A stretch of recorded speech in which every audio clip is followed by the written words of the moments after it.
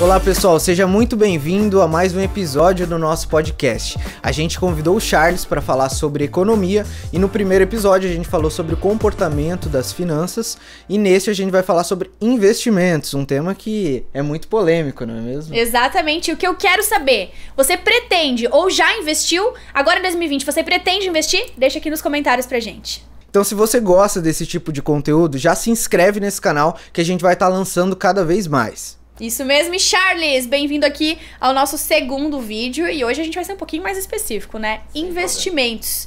O que é investir? Começa pelo começo.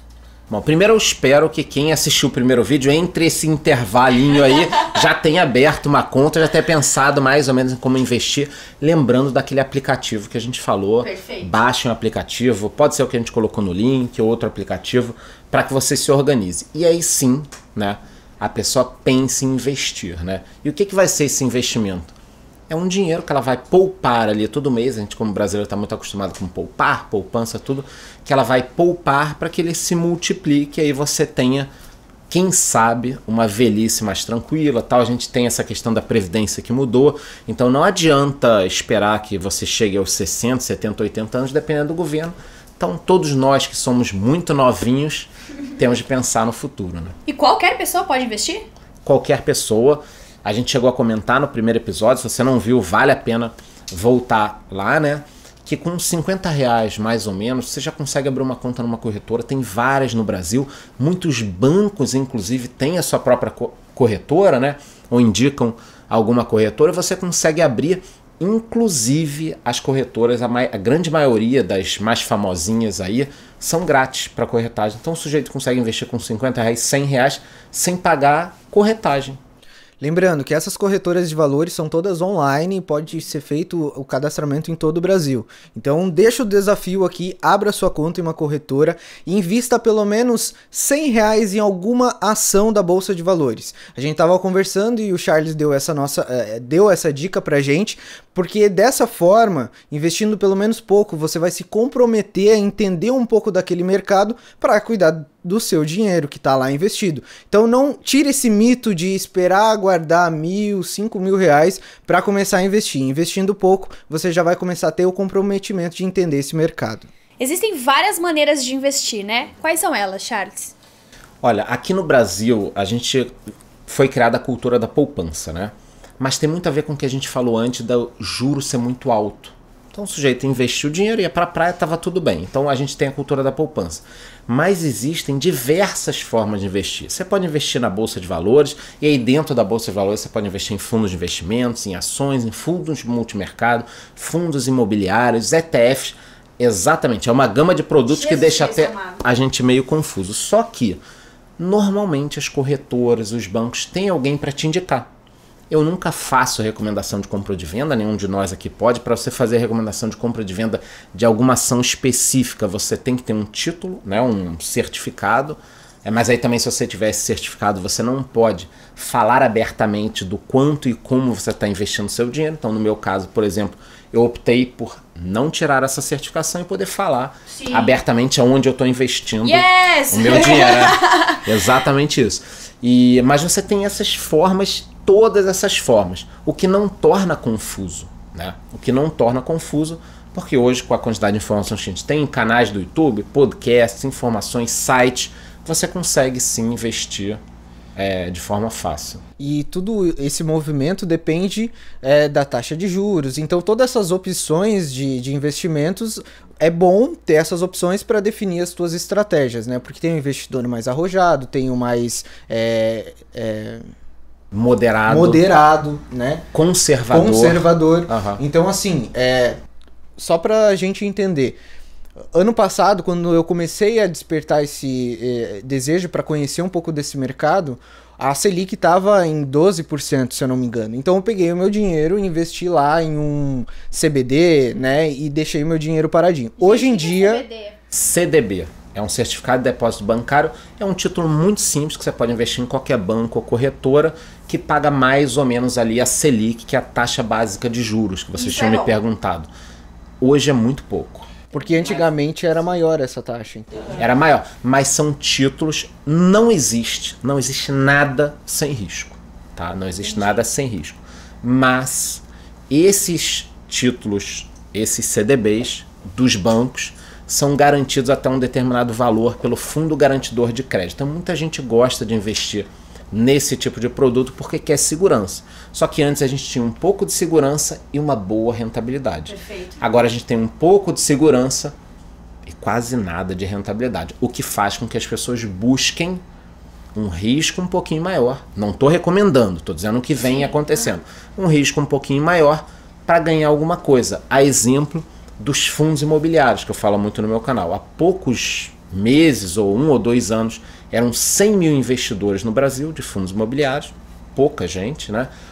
E agora, em outubro, nós passamos de 500 mil investidores. Quando você fala em investir em fundo imobiliário, o que é em si o fundo imobiliário? Só pra gente ter um... Perfeito. Imagine o seguinte, que a gente pegue, que eu pegue, por exemplo, 500 mil reais e compre um apartamento, certo? Sim. Para alugar. Eu vou alugar esse apartamento por 2 mil reais, vou depender do aluguel, aí o sujeito perdeu o emprego, eu não tenho o que fazer, ele vai sair, não vai pagar. Então, se eu quiser alocar esse dinheiro num apartamento para botar para alugar, eu posso ter N problemas. E quando eu quiser vender o apartamento, eu posso vender em um dia, eu posso demorar 1 ano, como aconteceu já comigo, mais uma incomodação.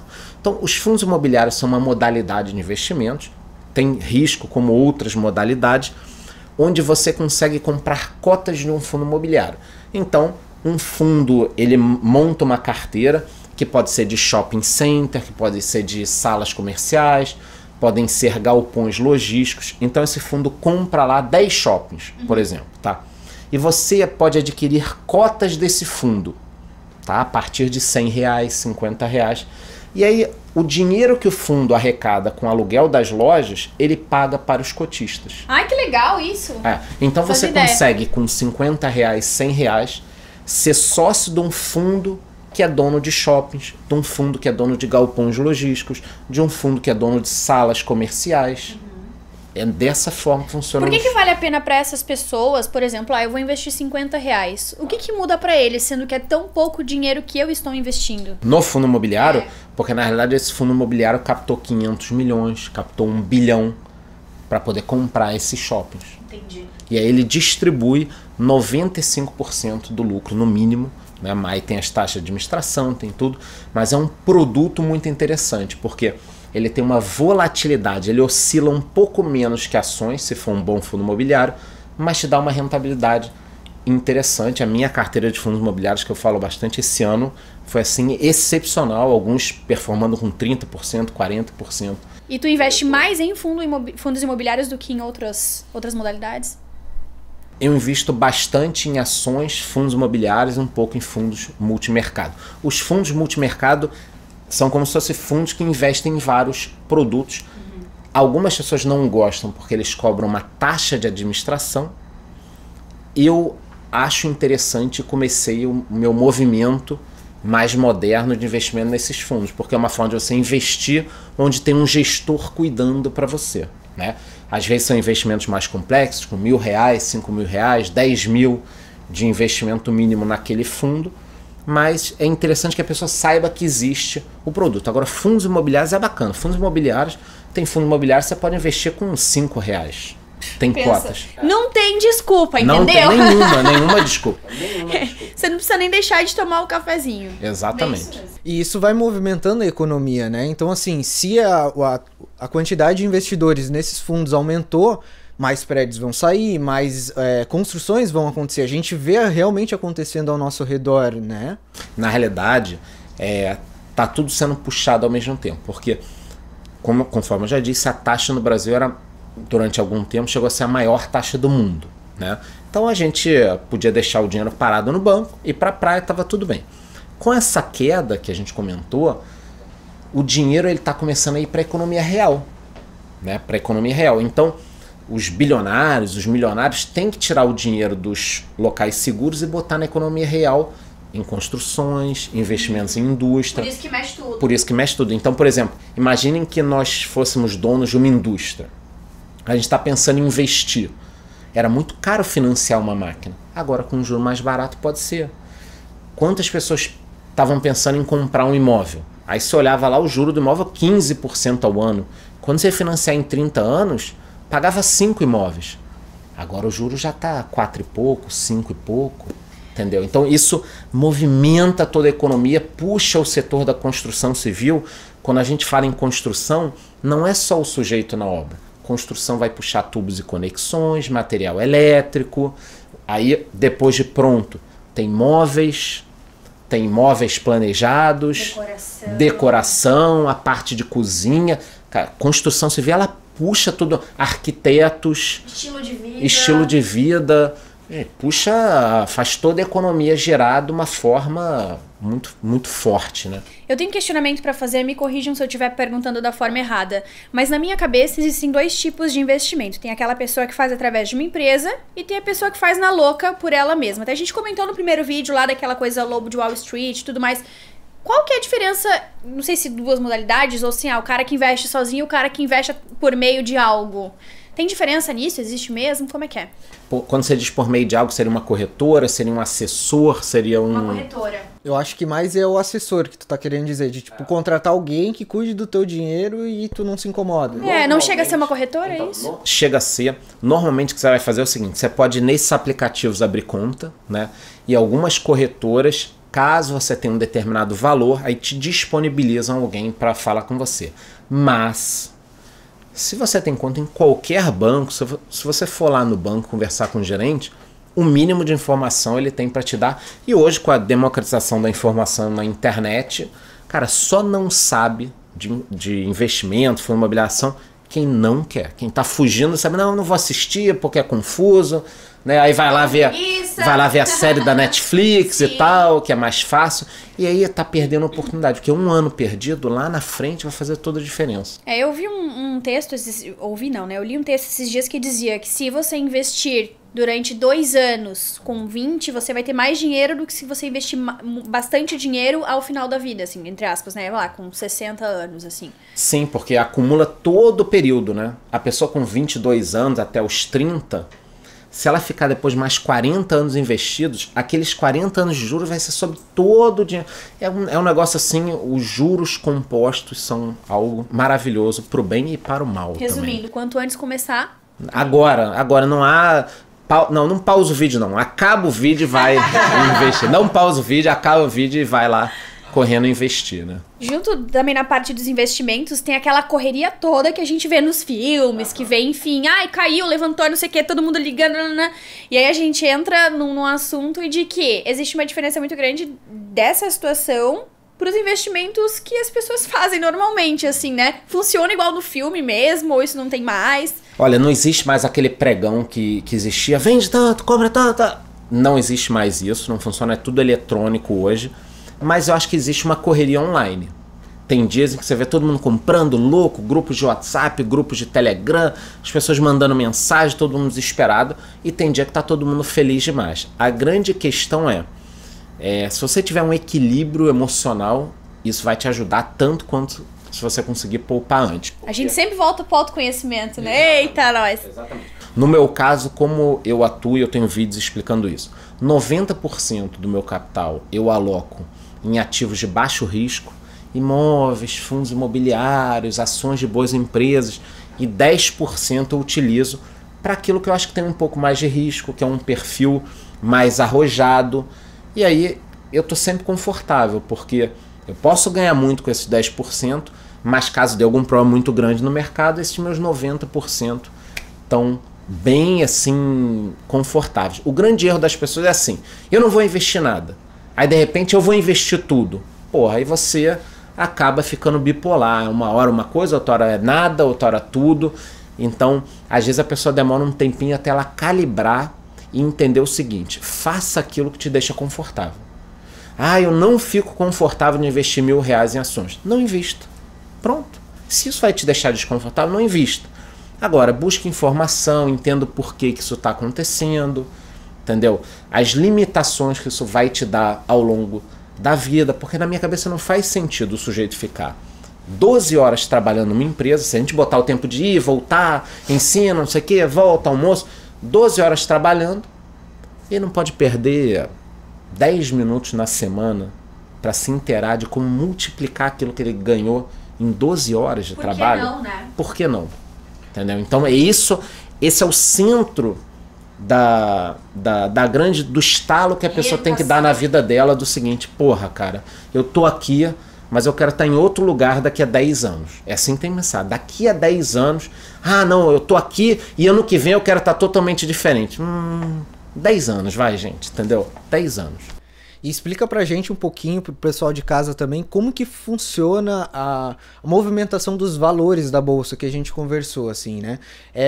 Pela movimentação das pessoas que estão comprando aquele ativo, os resultados daquela empresa que realmente estão aumentando, que aumenta o valor, ou a expectativa das pessoas pelo resultado que vai ter? Como que funciona? Eu acho que a gente pode dividir essas duas palavras que você usou, eu achei perfeitas, né? Lucro das empresas, né? Quando você compra uma ação de uma empresa, você está comprando uma fração dela, né? Então, teoricamente, ela deveria subir ou descer baseado no lucro e na saúde dessa empresa, né? Então, teoricamente, uma empresa que tem maiores lucros está crescendo, o preço das ações vai melhorando, né? E a segunda questão é na expectativa. A Bolsa de Valores, ela sempre antecipa a expectativa. Então é natural que você veja, por exemplo, ano que vem a gente está com uma expectativa muito boa. O que aconteceu esse ano? A Bolsa disparou. Se no outro ano a expectativa for ruim, a Bolsa ano que vem já cai, porque ela está sempre antecipando o futuro, né? Então o mercado financeiro, ele está sempre pensando lá na frente. Poxa, se o próximo ano vai ser ruim, eu já vou vender minhas ações. Se o próximo ano vai ser bom, eu já vou comprar, já vou me posicionar nessa situação. Então, são pequenas nuances que você vai entendendo, mas que também não são muito difíceis. A gente, ao longo da vida, aprende coisas muito mais difíceis. Um engenheiro, um médico, um dentista, uma dona de casa tem uma vida muito mais complexa do que só aprender. A expectativa é lucro, vou estudar mais um pouquinho. Pensando nisso, eu tenho um questionamento barato, assim, né? Por exemplo, quando muda o governo ou as decisões de governo ali, enfim, sempre falam que causa impacto na bolsa, na economia e tudo mais. Isso também imagino que é relacionado à expectativa, né? Porque, enfim, nenhuma ação em si foi tomada, mas se aquela mudança, tal pessoa faz tais escolhas e tal pessoa faz tais escolhas. Isso também é através da expectativa? Perfeito, eu vou te dar o exemplo das eleições na Argentina. Esse ano ainda, 2019, se você está vendo esse vídeo em 2020, ano passado, né? Saiu uma pesquisa em agosto, se eu não me engano, de 2019, sobre as eleições na Argentina, né? E o presidente, na época, estava muito atrás e a candidata, que era muito ruim, estava na frente. Então, só por causa dessa pesquisa, no dia seguinte a bolsa caiu 35%. Jesus Cristo. Quer dizer, nada tinha acontecido, as eleições ainda iam acontecer, e a bolsa caiu 35%. Por quê? Porque o sujeito pensa o seguinte: poxa, se essa pessoa ganhar, o país ano que vem vai piorar. Então já vou vender minhas ações. Foi tipo o que aconteceu quando o Lula foi solto ali, né? Exatamente isso. As pessoas vendem e pensam assim: cara, eu não vou esperar para ver. Não vou arriscar. É então, dinheiro, é minha expectativa. Grana. Da mesma forma que quando o Bolsonaro foi eleito, falou: vou botar Paulo Guedes, vou botar Sérgio Moro, vou botar... O pessoal olhou e falou: a equipe é muito boa. Eu vou investir. Porque a expectativa ficou boa, né? Perfeito. Então esse é um fator muito importante, e nessa área internacional 2020 tende a ser um bom ano para o Brasil, porque no mundo a gente não está com tanta opção de investimento para o investidor externo. Então a Argentina está péssima, economia. Venezuela está péssima, México péssimo, né? Bolívia teve problema recentemente. Então, quando o investidor olha para a América Latina, o cara vai riscando no mapa: opa, sobrou esse cara aqui. Entendeu? Então, se a gente fizer o dever de casa direitinho, pode vir dinheiro de fora. E aí o dinheiro, conforme a gente falou, gira. A economia tem muito projeto bom para sair no Brasil. Projetos de saneamento, aeroportos. A gente está aqui no sul. O aeroporto de Floripa era muito ruim. Florianópolis melhorou pra caramba. Isso pode acontecer em todos os aeroportos. Foi investido, se eu não me engano, lá 300 ou 400 milhões ali. Imagina se tanto que ele virou um centro de convívio de final de semana lá em Floripa, né? Agora imagina aeroportos pelo Brasil, saneamento, estradas, portos... Faz tudo melhorar. A gente não tem nada. entendeu? A gente não tem nada. A gente tá vivendo, acho que, um momento de ouro no Brasil, né? A Ibovespa tá batendo recordes de ponto e tudo mais. E eu me sinto perdendo a oportunidade de estar fazendo parte dessa festa, né? Então, por isso mesmo que o ano que vem quero investir na Bolsa de Valores. Ou esse ano, né? Quem tá assistindo já em 2020. Vocês não participaram da festa e vão ter a ressaca. É Esse verdade, é o pior, né? Não, mas eu vou com calma porque eu vejo tuas dicas e eu sei que quando todo mundo tá investindo é melhor ficar paradinho do que perder dinheiro, né? Ei, pra gente recapitular, então, só pra quem tá em casa, quem não investe, vamos lá, 2, 3 passos pra começar nesse universo. Primeira coisa, se informar, o básico, né? A corretora que ele vai abrir uma conta é oficial, tá tudo certinho. Ele tem algum amigo, alguém que já tá investindo ali, tá dentro da CVM. Então a primeira coisa é isso, se informar. Segundo, entender o perfil. Ah, meu perfil é conservador, moderado ou arrojado. Eu tomo mais risco, eu tomo menos risco. E depois é começar. Você só vai, a gente falou isso algumas vezes aqui, né? Você só vai efetivamente entender o que é investimento quando você começar a entrar. Por isso que às vezes eu falo, coloca 50 reais, coloca 100 reais e vê. Entende, pesquisa. Investe numa empresa, às vezes, local da tua cidade ali, que você sabe as notícias, entende? E aí você vai... Talvez num processo de 1 a 2 anos você seja outra pessoa. E pra quem quer se informar mais, tuas redes sociais, por favor, Charles. Pelo amor de Deus, vamos deixar aqui nos comentários. Eu tô em todas as redes sociais. YouTube, Instagram, Facebook, LinkedIn, Orkut, como nós já falamos. Todas as redes sociais, sempre pesquisando Economista Sincero. Spotify também. Economista Sincero, vocês vão me achar lá. 2 dúvidas. Me dá uma opção de onde a pessoa que quer investir, onde que ela pode procurar informação oficial e de maneira rápida ali, né? Quais são as suas fontes? Olha, tem alguns jornais muito bons, eu vou falar o nome aqui, o Money Times, Infomoney, tem alguns portais de notícias econômicas que já trazem muito de forma muito prática, bem tá? mastigado. Não é uma coisa assim, eu olhei lá, balando, não tem nada disso. Hoje em dia a informação, esses 2 sites, por exemplo, são bem... democráticos, vamos dizer assim. E mais uma dúvida pessoal minha, né? O que são dividendos? Eu sei que a empresa tem lucro, né? E quanto mais ela se valoriza, mais eu ganho também. Mas tem outra parte que é os dividendos, né? Explica um pouquinho pra gente. Existem vários perfis de empresas, tá? Mas normalmente, cada empresa, cada caso é um caso. Cada empresa é uma história, vamos dizer assim. Mas algumas empresas que têm lucros, elas pagam parte desse lucro, elas dividem esse lucro com os acionistas. Então, ao comprar uma ação, que conforme eu disse é um pedaço de uma empresa, quando essa empresa distribui o lucro, você recebe os dividendos.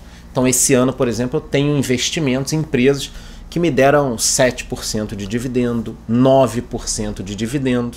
Tudo bom? Muito Exatamente. bom. Com uma taxa Selic de 4,5%. Quer dizer... Só de dividendos, fora a valorização que as empresas deram. Quer dizer que isso vai sempre se repetir? Não. Depende do mercado, depende das suas escolhas, depende das suas... E a grande brincadeira está no seguinte. Você não recebeu o dividendo daquela empresa? O que você vai fazer? Você vai reinvestir. E aí, com o tempo, você vai chegar numa situação que eu estou, por exemplo, que até nos meses que eu não invisto, eu estou investindo. Porque o meu dinheiro já me rende dividendos e eu reinvisto esse dinheiro. E uma carteira saudável de investimento, ela tem algumas opções, né? Tanto empresas que talvez não valorizem tanto, mas paguem bons dividendos, tanto empresas que valorizem bastante e não paguem tantos dividendos. E outras opções também, como ouro, dá para comprar ouro, quando a economia dos Estados Unidos não tá tão boa, tu vai lá, ouro é garantido. Então tem várias opções de investimento. Quantas opções uma carteira saudável de investimento, mais ou menos, pode ter, eu teria, né? Olha, eu acho que é perfeito isso. A questão da quantidade, eu acho que ela vai caminhar em paralelo com a sua evolução como investidor. Então, o sujeito começou como investidor, eu acho que eu vou começar aqui, eu vou ler um pouquinho sobre ações e fundos imobiliários. Ele começa. Ou eu vou entender sobre fundos imobiliários e ouro. Ou eu vou começar só com fundos de investimentos, porque eu não tenho tempo, eu não quero nada, então eu vou pesquisar, achar um excelente fundo de investimentos e o gestor vai cuidar para mim do meu dinheiro. Então eu acho que isso vai caminhando junto de acordo com cada perfil. De acordo com cada assim, perfil. Né? Hoje eu tenho praticamente todos os investimentos, até para que eu me obrigue a estar de olho. né? Então, eu tenho ações, fundos imobiliários, fundos multimercado. Então, até para que eu me obrigue. Para você criar conteúdo, você precisa passar por tudo isso e entender cada um e estar atualizado ali, né? Exatamente isso. E o ouro é uma das apostas para 2020 e 2021. Ô, Cauê, tá bem, hein? Fiquem ligados, aqui ó, trazendo conteúdo rico para vocês. Quero que todo mundo fique rico, hein? Cheio de ouro. Porque normalmente, quando a gente tem uma queda da bolsa americana ou uma crise mundial, o investidor, que tem um pouco mais de capital, ele corre para o ouro, que é considerado aí o ativo mais seguro, vamos dizer assim, conforme diz. Não existe nada 100% seguro. Mas é um ativo que, por exemplo, na crise de 2008 nos Estados Unidos, o ouro subiu muito. Depois, quando a economia começou a melhorar, o ouro caiu. E a economia americana está muito boa, pelo menos enquanto a gente está gravando esse podcast, nós estamos no melhor momento da história dos Estados Unidos. Perfeito. O desemprego está tão baixo lá que algumas empresas americanas de fast food e tudo mais, elas estão pagando metade do salário no final do mês e a outra metade ou todo dia ou toda semana para o funcionário voltar. Isso vai causar um problema. Aqui no Brasil a nossa situação é diferente. Tá sobrando gente. Então a gente tem um espaço muito grande para crescer, porque 20 milhões de desempregados, infelizmente, muita indústria parada, então a gente tem todo aquele potencial que eu falei. Tem tudo para o Brasil crescer. E a gente tem que ir com cuidado, né? Porque a alta precede a queda também, né? Sempre. Então, qualquer momento pode acontecer alguma coisa ali. Conforme eu digo no meu canal, bundinha na parede, né? Fique sempre, sabe, cuidado. Como tudo na vida, né, gente? Não é só nos investimentos, tem... mas com relacionamento, que a gente já viu com a Caleça aqui, com a parte de carreira. Bom, tudo. Vocês gostaram desse conteúdo? O Charles é um gênio de economia. Eu sigo e consumo bastante o material dele. Deixo a sugestão para vocês fazerem o mesmo. Sigam lá as redes sociais deles.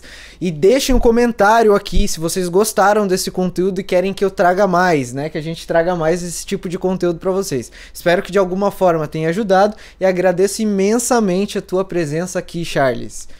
Muito obrigado e quando precisar a gente volta para 2021. Aê! Bom, gente, eu sei que esse já é o segundo vídeo de janeiro, mas a gente aqui do Broadcast quer desejar um feliz ano novo, que vocês tenham muita consciência, assim como a gente quer ter muita consciência de tudo que a gente faz, de tudo que a gente quer fazer, do nosso planejamento, e agora uma consciência financeira bem mais elevada, né? Uma nova vida nesse 2020, né, pessoal? Vamos ficar rico! Yes! Beijo! Beijo e até a próxima!